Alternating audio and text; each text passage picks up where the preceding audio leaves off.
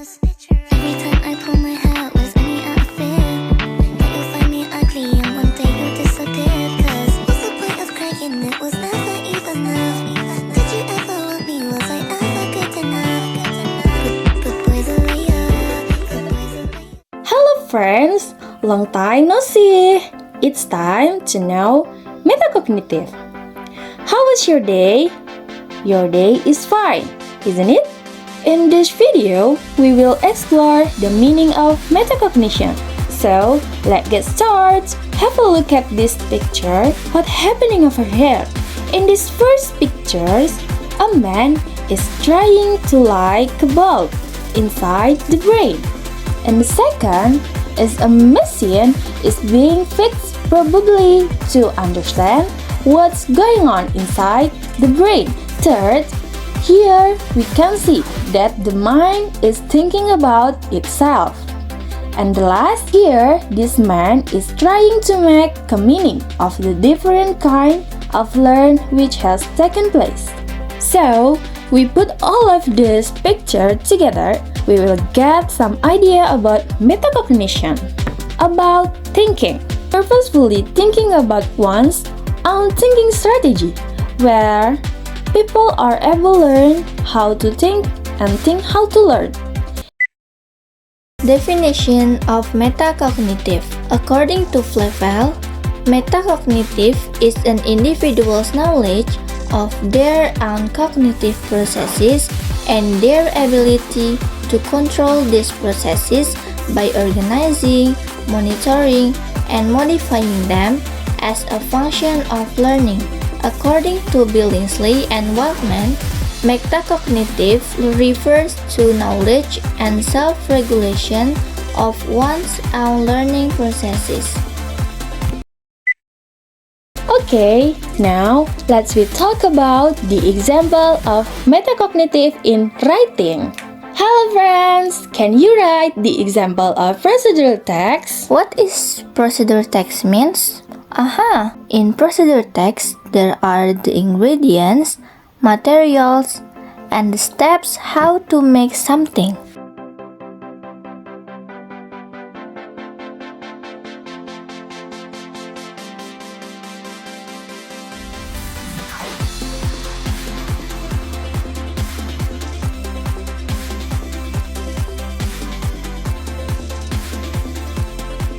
Okay, now let's move to the example of metacognitive in reading.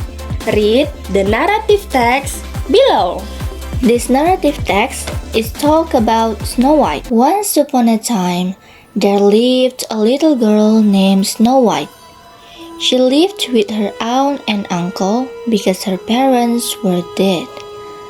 One day, she heard her uncle and aunt talking about leaving Snow White in the castle because they both wanted to go to America and they didn't have enough money to take Snow White.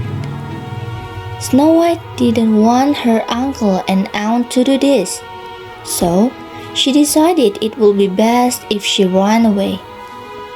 The next morning, she ran away from home when her aunt and uncle were having breakfast. She ran away into the woods. Then, she saw a little cottage. She knocked, but no one answered. So, she went inside and fell asleep. Meanwhile, the 7 dwarfs were coming home from work. They went inside. There they found Snow White sleeping. Then, Snow White woke up. She saw the dwarfs. The dwarf said, "What is your name?" Snow White said, "My name is Snow White." "Dog," one of the dwarfs said, "If you wish, you may live here with us." Snow White said, "Oh, could I? Thank you." Then Snow White told the dwarf the whole story, and Snow White and the 7 dwarfs lived happily ever after. Okay, now we continue to the example of metacognitive in speaking. Hi, May. Oh, hi. Can you retell me the story about Snow White? Of course I can. Okay, let me tell you the story about Snow White. Listen. Once upon a time, there lived a little girl named Snow White. One day, she heard her uncle and aunt talking about leaving Snow White in the castle because they both wanted to go to America and they didn't have enough money to take Snow White. Meanwhile, the 7 dwarfs were coming home from work. They found Snow White sleeping. Then Snow White woke up. She saw the dwarfs. The dwarf said, "What is your name?" Snow White said, "My name is Snow White." And Snow White told the dwarfs the whole story, and Snow White and the 7 dwarfs lived happily ever after. Oh, that was an amazing story, May. I'll wait another story from you. See you later, May. See you! We go on to the example of metacognitive in listening. And I'm pretty sure that you are the love of mine, girl. I'm in a field of dandelions, wishing on everyone. That you'll be mine.